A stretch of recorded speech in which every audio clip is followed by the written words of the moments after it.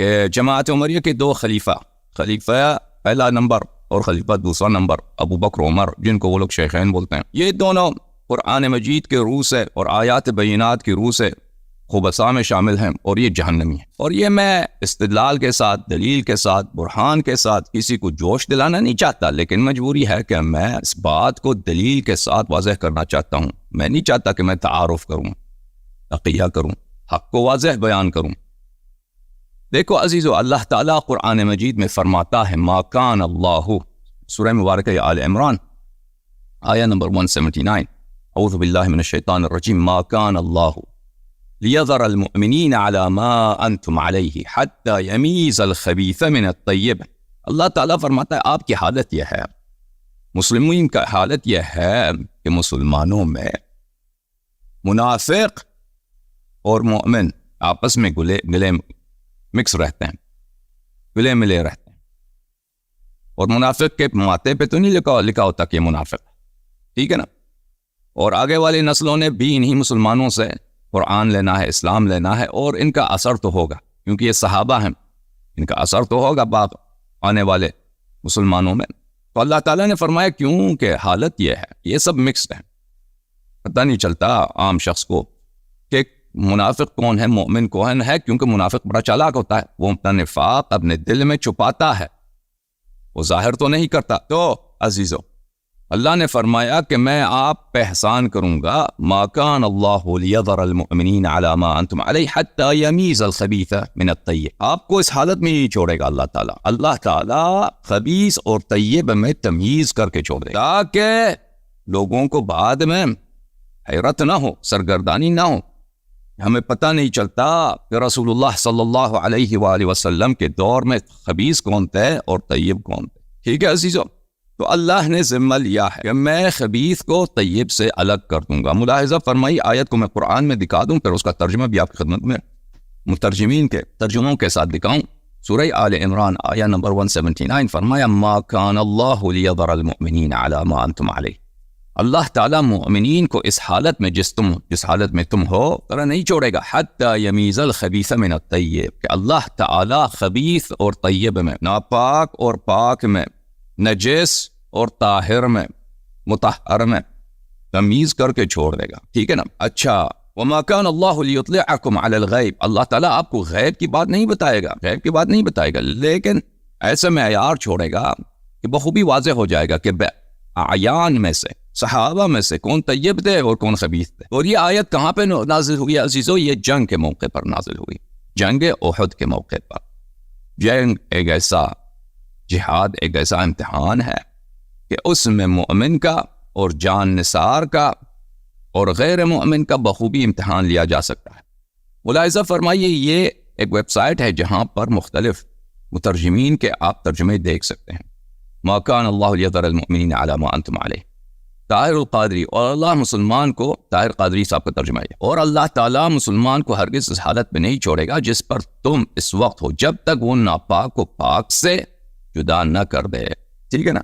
اچھا، یہاں پہ دکھا دیں آپ کو احمد رضا خان کا، بریلویوں کے امام جو ہے، اللہ مسلمانوں کو اس حالت میں نہیں چھوڑنے کا، اللہ مسلمانوں کو اس حال پر چھوڑنے کا نہیں جس پر تم ہو، جب تک جدا نہ کر دے گندے کو سترے سے۔ اور یہ بھی فرمایا قرآن مجید میں، قل لا يستوي الخبيث والطيب، قل لا يستوي، میرے حبیب صلی اللہ علیہ وآلہ وسلم ان سے کہہ دیجئے، قل لا يستوي الخبيث والطيب، خبیث اور طیب برابر نہیں ہوتے، ولو اعجبك كثرة الخبيث، اگرچہ آپ کو یہی نظر آئے گا اور یہی بات بہت ساروں کو اچھا لگے گا، بہت ساروں کو اس بات سے تعجب کریں گے کہ خبیث، گندے، ناپاک، یہ خبیث بہت زیادہ ہوتے ہیں، ٹھیک ہے عزیزو؟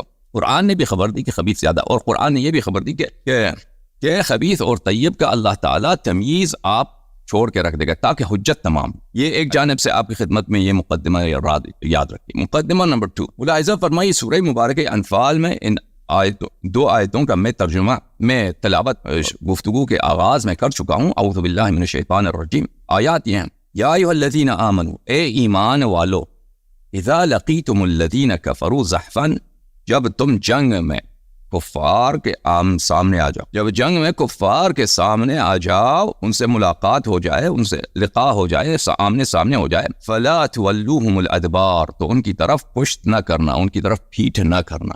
تولی الدبر، دبر کس کو بولتے ہیں؟ پشت کو بھی بولتے ہیں، پشت کو بھی بولتے ہیں. اور وہ مقام جس پہ آپ بیٹھتے ہیں، جس کو اردو زبان میں لفظ گاف سے آغاز کیا جاتا ہے، اس کا گاف سے، ٹھیک ہے نا، جس پر آپ بیٹھتے ہیں اس کو بھی دبر بولتے ہیں. تو وہ اپنا وہ حصہ، لفظ مشترک ہے دونوں میں، تو جب لفظ مشترک ہوتا ہے، جب کہا جاتا ہے تو دونوں ذہن میں آتا ہے نا. تو اپنا وہ حصہ کفار کے سامنے پیش نہ کرو. یعنی نہایت شدید تقبیح ہے کہ جو نامرد ہوتا ہے نا، وہ جنگ میں بھاگ جاتا ہے، وہ اس کی مثال کیا ہے؟ وہ اتنا نامرد ہے کہ قرآن اس کو اس انداز سے اس کی توہین کر رہا ہے، اس انداز سے اس کو نیچے کر رہا ہے قرآن مجید، اس کے گٹھیا پن کو. یہ وہ شخص ہے، اس نے اپنا وہ حصہ، کون سا حصہ بھائی؟ وہی حصہ جس پہ آپ بیٹھتے ہیں، ٹھیک ہے نا، وہ کفار کے سامنے نہ. اچھا اگر کوئی کر رہے تو کیا ہوتا ہے؟ وَمَن يُوَلِّهِمْ يَوْمَئِذٍ دُبُرَهُ، اور جو شخص اپنا پشت یا اپنا وہ حصہ، کون سا حصہ بھائی؟ اردو لفظ میں جو لفظ ہے، میں اس کو استعمال نہیں کرنا چاہتا، کیونکہ پھر آپ لوگ کہہ دیں گے کہ بات بتائیں گے نا، اس اردو زبان میں اس کا جو پہلا حرف ہے وہ ہے گاف. گاف سمجھتے ہیں نا، اور آخری لفظ جو ہے نا وہ ہے، سمجھ گئے نا. وہ کفار کے سامنے پیش نہ کرو. اچھا جو کفار کے سامنے پیش کرتا ہے، وَمَن يُوَلِّهِمْ يَوْمَئِذٍ دُبُرَهُ، جو اپنا وہ حصہ کفار کے سامنے پیش کرتا ہے، إِلَّا مُتَحَرِّفًا لِقِتَالٍ أَوْ مُتَحَيِّزًا إِلَى فِئَةٍ، مگر یہ کہ وہ جنگ اس کے پشتی طرف ہے، جنگ پیچھے ہے، وہ جنگ کی طرف جا رہا ہے، یا ایک اپنے مسلمان بھائیوں کا جو جرمٹ ہے، جنگ ہو رہی ہے، وہاں پہ ان کا ایک گروہ ہے، تو اس گروہ میں مل جانے کے لیے وہ پشت کرنا پڑتا ہے، وہ کوئی بات نہیں ہے، ٹھیک ہے نا. اچھا اس کے علاوہ جو پشت کرتا ہے اور وہ بھاگ جاتا ہے، فقد باء بغضب من اللہ، تو وہ اللہ کے غضب میں آ جاتا ہے. ومأواہ جہنم، اس کی جگہ جہنم ہے. وبئس المصیر، اور جہنم بہت بری جگہ ہے، ٹھیک ہے نا عزیزو. اچھا اس آیات کا ترجمہ پیش کرتے ہیں مترجمین، مشہور معروف جو مترجمین ہیں ان کی زبان. یہ ویب سائٹ ملاحظہ فرمائی عزیزو. اچھا اے ایمان والو، محمد جوناگڑی، جب تم کافروں سے دو بدو مقابل ہو جاؤ تو ان سے پشت مت پھیرنا. اے اہل ایمان، جب میدان جنگ میں کفار سے تمہارا مقابلہ ہو تو ان سے پیٹ نہ پھیرنا. اے ایمان والو، کافروں کے لشکر سے تمہارا مقابلہ ہو تو انہیں پیٹ نہ دو. احمد رضا خان بریلوی. مودودی کا بھی یہ ترجمہ ہے، اتنا فرق نہیں ہے، ٹھیک ہے عزیزو. اور جو آگے والا حصہ ہے وہ ترجمہ یہ ہے، طاہر قادری مثلا، وَمَن يُوَلِّهِمْ يَوْمَئِذٍ، اور جو شخص اس دن ان سے پیٹ پھیرے گا، بلکہ پورا جو شخص ان سے اس دن پیٹ پھیرے گا، سوائے اس کے جو جنگ ہی کے لیے کوئی داؤ پر چل رہا ہو یا اپنے ہی کسی لشکر سے تعاون کے لیے ملنا چاہتا ہو، تو واقعتاً وہ اللہ کے غضب کے ساتھ پلٹا، اور اس کا ٹھکانہ دوزخ ہے، اور بہت ہی برا ٹھکانہ ہے، ٹھیک ہے. اب آتے ہیں بریلوی صاحب نے کیا ہے. اور جو اس دن انہیں پیٹ دے گا، اپنا پشت ان کی طرف کرے گا، مگر لڑائی کا ہنر کرنے یا اپنی جماعت میں جا ملنے کو، تو وہ اللہ کے غضب میں پلٹتا، اور اس کا ٹھکانہ دوزخ ہے، اور کیا بری جگہ ہے پلٹنے کی. تو یہ عزیزو، یہ جو آیت اتری ہے، دو آیتیں آپ کی خدمت میں پیش کی ہیں. کفار کے سامنے آمنے سامنا جب ہو، یہ قرآن کی آیتیں ہیں، اس میں تعارف نہیں ہے، تکلف نہیں ہے، اور اس میں استثناء نہیں ہے کہ بھئی ابو بکر عمر کو چھوٹ ہے، ان کو فرار ہونے کی، ان کو بھاگنے کی چھوٹ ہے. نہیں، جو بھی شخص اگر وہ کفار سے بھاگ جاتا ہے، فرار کر لیتا ہے، تو کیا ہوتا ہے؟ تو اس کو جہنم کی آگ ہے، اور اللہ کا وعدہ سچ ہوتا ہے. اللہ کا وعدہ سچ ہے. اللہ نے اگر وعدہ کیا ہے تو وہ تصدیق ہی کرنا ہوگا، ٹھیک ہے نا. یہ آپ کے سامنے مقدمہ نمبر 2. مقدمہ نمبر 3 عزیزوں، میں جو آپ کے سامنے واقعہ پیش کر رہا ہوں وہ جنگ احد کا نہیں ہے، تاکہ آپ کہہ دو کہ ان کی معافی ہوگی. حالانکہ جنگ احد میں بھی معافی نہیں ہے. عفو جو ہے وہ دنیا میں عدم عذاب، عدم تعجیل عذاب ہے، اس کا عدم تعجیل عذاب ہے، یعنی فوری طور پہ عذاب نازل نہ ہونے والی بات ہے. قیامت والی عذاب اپنی جگہ برقرار ہے. جو جنگ احد میں فرار ہوا اس میں وہ عفو نہیں ہے، توبہ نہیں ہے. اچھا قبول توبہ نہیں ہے، انہوں نے توبہ کیا ہی نہیں. وہ احد والا واقعہ میں پیش نہیں کر رہا ہوں، میں جنگ خیبر کا پیش کر رہا ہوں، کہ جہاں پر صحیح احادیث کے ساتھ، صحیح اسانید کے ساتھ متعدد صحابہ سے مروی کہ ابو بکر عمر دونوں فرار ہوئے تھے یہود سے، یہودیوں کے، خیبر کے یہودیوں سے. اور اس سے پہلے انہوں نے بیعت کیا تھا رسول اللہ صلی اللہ علیہ وآلہ وسلم سے کہ ہم مریں گے، قتل ہوں گے، لیکن فرار نہیں کریں گے. تو اسی بیعت کے فوراً بعد یہ جو انہوں نے یہ فرار کا راستہ اختیار کیا. اچھا، اور یہ یہود جو تھے اتنے بہادر قوم نہیں تھے، لیکن یہ انہی کم بہادر ترین قوم سے یہ فرار ہو گئے. ملاحظہ فرمائے قرآن مجید یہودیوں کے متعلق، جو اس زمانے میں یہودی تھے ان کے متعلق فرما رہا، جو جزیرۃ العرب میں رہتے تھے. سورۃ البقرہ. اچھا، ولا بلے قل ان كانت لكم الدار الآخرة عند الله خالصة من دون الناس فتمنوا الموت ان كنتم صادقين ولن يتمنوه ابدا بما قدمت ايديهم والله عليم بالظالمين ولتجدنهم احرص الناس على حياة ومن الذين اشركوا. ان کو آپ پائیں گے کہ یہ بالکل حیات پہ بہت حریص ہیں، یہ موت کا رسک نہیں لینا چاہتے. آپ کے جو یہودی ہیں وہ موت کا نہیں رسک لینا چاہتے، ٹھیک ہے نا. اور یہ مشرکین سے بھی زیادہ حیات پہ حریص ہیں، یعنی یہ بزدل قوم. ٹھیک ہے. اچھا، اس کا ترجمہ دکھانے کی ضرورت نہیں، آپ خود چیک کریں. اچھا، یہ کیا ہوا مقدمہ نمبر 4. مقدمہ نمبر 5 عزیزو، جنگ خیبر جو ہوئی ہے سنہ 6 ہجری کے اواخر، سنہ 7 ہجری کے ابتداء میں، بلکہ 6 ہجری کے بالکل آخر. اس سے پہلے سنہ 6 ہجری کا آخری مہینہ کون سا ہے؟ ذی الحجہ. اس سے پہلے کیا ہے؟ ذوالقعدہ. ذوالقعدہ میں یعنی جنگ خیبر سے کچھ دن پہلے، بعض نے کہا 20 دن 15 دن پہلے، اس طرح بہت کم، رسول پاک صلی اللہ علیہ وآلہ وسلم عمرے کی نیت سے مدینہ سے نکلے اور گئے مکہ مکرمہ کی طرف، اور حدیبیہ کے مقام پر وہاں پر کفار سے معاہدہ ہوا، اور پھر آگے وہ وہیں سے انہوں نے عمرہ کیا، پھر وہ آگے نہیں چلے گئے، پھر واپس آگے، پھر اگلے سال عمرے کے لیے گئے. ٹھیک ہے نا. صلح حدیبیہ بہت معروف. وہاں پر اسی غزوہ حدیبیہ اس کو کہتے ہیں، یا عمرہ حدیبیہ، سفر حدیبیہ، صلح حدیبیہ. اسی موقع پر عزیزو رسول اللہ صلی اللہ علیہ وآلہ وسلم نے صحابہ سے بیعت لیا، جو سورہ فتح میں لقد رضی اللہ عن المؤمنین اذ یبایعونک تحت الشجرہ فعلم ما فی قلوبہم بلی، کہ اللہ تعالیٰ مومنین سے راضی ہیں جنہوں نے آپ کے ساتھ شجرہ کے تحت انہوں نے آپ سے بیعت کیا. اچھا، یہ جو بیعت رضوان ہے یہ غزوہ حدیبیہ یا سفر حدیبیہ، صلح حدیبیہ سے پہلے کا واقع اسی سفر میں. تو اس میں جو معاہدہ ہوا تھا، جو عہد کیا تھا صحابہ نے رسول اللہ صلی اللہ علیہ وآلہ وسلم سے، وہ یہ تھا کہ ہم قتال میں مریں گے، جنگ میں ہم موت قبول کریں گے، فرار نہیں کریں گے.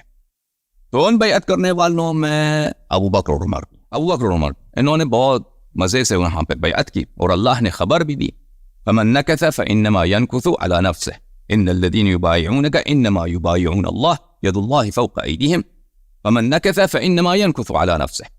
آیات آپ کو اب دکھائیں گے کہ یہ جو آپ سے بیعت کر رہے ہیں یہ تم سے بیعت نہیں کر رہے ہیں، یہ اللہ سے بیعت کر رہے ہیں. اور جو بیعت توڑے گا، آپ کا بیعت مقدس ہے، اتنا مقدس ہے کہ یہ اللہ کے ساتھ بیعت ہے، اور جو اس عہد کو توڑے گا، جو اس بیعت کو توڑے گا، وہ اللہ کے ساتھ بیعت کو توڑے گا. ٹھیک ہے نا.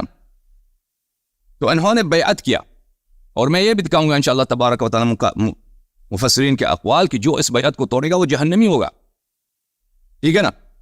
اور اس کے بعد، اس کے کچھ دن بعد، اس بیعت کے کچھ بہت قلیل عرصے کے بعد جنگ ہوا خیبر، اور خیبر میں دونوں فرار ہو گئے. دونوں نے اپنا عہد توڑ دیا، اپنا بیعت توڑ دیا، ابدی سرمدی لعن کے مستحق ہو گئے، اور اپنا امتحان دکھا دیا کہ اللہ تعالیٰ نے جو فرمایا کہ ما کان اللہ لیذر المؤمنین علی ما انتم علیہ حتی یمیز الخبیث من الطیب، کہ اللہ تعالیٰ تمہیں اس حالت میں نہیں چھوڑے گا. اللہ تعالیٰ خبیث اور طیب میں تمیز تفریق کر کے دکھائے گا. اللہ تعالیٰ نے تو حجت تمام کر دی ہے. اب مسلمان وہ اب کیا اللہ تعالیٰ کے کلام پہ ایمان لاتے ہیں یا نہیں لاتے، اس کے امتحان کا وقت ہے. ملاحظہ فرمائیے عزیزو، یہ کتاب ہے فتح الباری بشرح سقیم البخاری، تالیف الحافظ ابن حجر العسقلانی، جلد نمبر 8، چاپ دار الفکر. یہاں پہ ملاحظہ فرمائیے صفحہ نمبر 159 میں اس آیہ کے ذیل میں وقول اللہ تعالی لقد رضی اللہ عن المؤمنین اذ یبایعونک تحت الشجرہ، اللہ مومنین سے راضی ہیں اس وقت جب وہ شجرہ کے نیچے، درخت کے نیچے آپ کے ساتھ بیعت کر رہے ہیں. سورہ فتح آیہ نمبر 18. یشیر الی انہا نزلت فی قصۃ الحدیبیہ، یہ حدیبیہ پہ نازل ہوئی ہے. یہ سب جانتے ہیں کہ حدیبیہ پہ نازل ہوئی، اس میں کوئی ہے نہیں، بات ہی نہیں. وکانت توجہہ، وکانا نبی کریم صلی اللہ علیہ وآلہ وسلم کا اس حدیبیہ کے سفر میں نکلنا کب ہوا ہے؟ مدینے سے یوم الاثنین مستحل ذی القعدہ، ذی القعدہ کے ابتداء میں. ذی القعدہ کا جب ہلال چاند نظر آیا تو رسول پاک صلی اللہ علیہ وآلہ وسلم مدینے سے نکلیں سنہ 6 چھ ہجری ابتداء ذی القعدہ کے. فخرج قاصدا الی العمرہ، یہ عمرے کی نیت سے رسول پاک صلی اللہ علیہ وآلہ وسلم نکلے تھے. سمجھ میں آئی بات آپ کو عزیزو؟ درخت کے نیچے سنہ 6 ہجری ذی القعدہ کے ابتداء میں رسول پاک صلی اللہ علیہ وآلہ وسلم نکلے، کچھ دن سفر میں لگے، پھر وہاں پہ درخت کے نیچے جو بیعت کا جو دن ہے وہی مہینے ذی القعدہ میں کچھ ایام ہیں، اسی میں ہے، ٹھیک ہے. اور اس میں ابو بکر عمر نے بیعت کیا تھا. ملاحظہ فرمائیے کتاب سقیم البخاری چاپ دار احیاء التراث العربی، یہاں پر صفحہ نمبر 741 میں ملاحظہ فرمائیے. روایت ہے نافع سے. نافع کہتا ہے کہ لوگ کہتے ہیں کہ ابن عمر اپنے والد عمر سے پہلے اسلام لائے تھے. عبداللہ ابن عمر ابن الخطاب سے پہلے مسلمان ہوا ہے، لوگ کہتے ہیں، لیکن ایسا نہیں ہے. قصہ اس کی یہ ہے، کہانی اس کی یہ ہے کہ عمر نے حدیبیہ کے دن عبداللہ کو بھیجا کہ میرا گھوڑا لے کے آؤ. اس کا گھوڑا ایک انصاری کے پاس تھا. یاتی بہ یقاتل علیہ، جنگ تو ہے نہیں حدیبیہ میں کہا جنگ ہے بھائی، اور میرا گھوڑا لے کے آؤ، لڑائی کرنی ہے، میں نے قتال کرنی ہے، گھوڑا لے کے آؤ. تو اس کو اپنے بیٹے کو بھیجا ہے اس نے کہ میرا گھوڑا لے کے آؤ، تو کیونکہ ہم نے جنگ لڑنا ہے، مکے جا رہے ہیں جنگ ہوگی، ٹھیک ہے نا. تو وہاں سے گھوڑا منگوایا. ورسول اللہ صلی اللہ علیہ وآلہ وسلم یبایع عند الشجرہ یا یبایع عند الشجرہ، رسول پاک صلی اللہ علیہ وآلہ وسلم درخت کے نیچے وہاں پہ وہ بیعت کر رہے ہیں. وعمر لا يدري بذلك، عمر کو اس کا پتہ نہیں تھا کہ یہاں پہ بیعت ہو رہا ہے. فبایعه عبد الله ثم ذهب الى الفرس فجاء به الى عمر. تو عبداللہ ابن عمر نے دیکھا کہ رسول پاک صلی اللہ علیہ وآلہ وسلم بیعت لے رہے ہیں، تو عبداللہ ابن عمر نے بیعت کی. پھر وہاں سے گیا گھوڑا لے کے آیا. تو قصہ یہ ہے کہ عبداللہ ابن عمر نے اپنے ابے سے پہلے بیعت کیا. یہ کہہ رہا ہے، نافع کہہ رہا ہے عبداللہ ابن عمر نے اپنے والد سے پہلے اسلام نہیں لایا ہے. اچھا، اس کی وجہ سے بعض لوگوں کو غلط فہمی ہوئی ہے. وعمر يستلئم للقتال، لا يستلئم، عمر جو ہے لعمہ، زرہ کو بولتے ہیں نا، زرہ جو آرمر ہوتا ہے، باڈی آرمر. عمر اب ادھر وہ آرمر پہن رہا ہے جنگ کے لیے، ٹھیک ہے. جنگ ہے ہی نہیں، یہ جنگ ہے ہی نہیں بھائی. جنگ کے میدان میں تو نہ ادھر اپنا بہادری کا جوہر دکھا لے. ابھی جنگ نہیں ہے، ٹھیک ہے نا. مسلمان ادھر بیٹھے ہیں، کفار ابھی مکے میں، وہ کوئی آمنا سامنا لشکر کوئی ہے ہی نہیں ہے. یہ زرہ پہن رہا ہے. جب عمر یہ زرہ پہن کے، بھائی عمر نے زرہ پہنا ہوا ہے، تو اس کو عبداللہ ابن عمر نے خبر دی کہ رسول اللہ صلی اللہ علیہ وآلہ وسلم تو درخت کے نیچے بیعت لے رہے ہیں. فانطلق فذهب معه حتى بايع رسول الله صلی اللہ علیہ وآلہ وسلم. تو عمر اس وقت اپنے بیٹے کے ساتھ گیا ہے، تو اس نے رسول پاک صلی اللہ علیہ وآلہ وسلم کے ساتھ تحت الشجرہ بیعت. سمجھ میں آئی بات آپ کو؟ سنہ 6 ہجری ذی القعدہ میں بیعت رضوان ہوا ہے، بیعت الشجرہ. اچھا،